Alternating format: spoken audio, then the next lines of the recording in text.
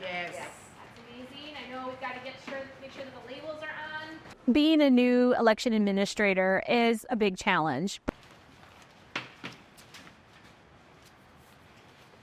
What we do as election administrators is we prepare, right? So preparation is the number one priority for us.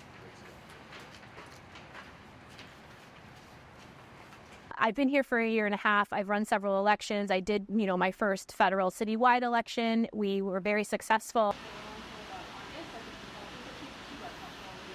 What keeps me up at night is the logistics, right? I mean, this is a huge operation in logistics and ensuring that have we covered everything we have.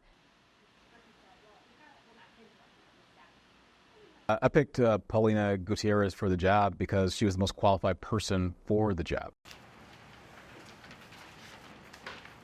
I'm feeling really confident my staff and I are ready.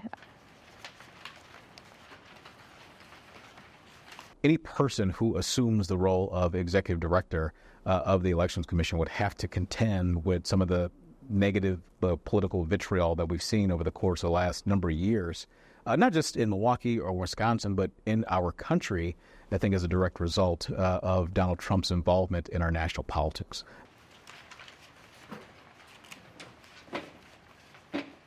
What our office does every once in a while receive harassing phone calls, and typically it's not from people from our community.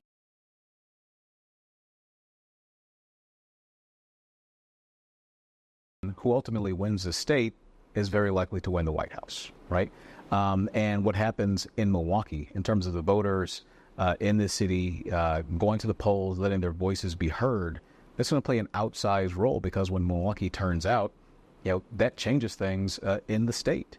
And so I'm more interested in working to make sure that individuals in Milwaukee, my constituents, go out to the polls, they let their voices be heard in a fair and transparent way, and that we can decide who's going to be the next president of the United States. That's a big task and a big responsibility for our city to determine the future of our country. Having dedicated public servants is one of the most important things in running secure, fair, and safe elections.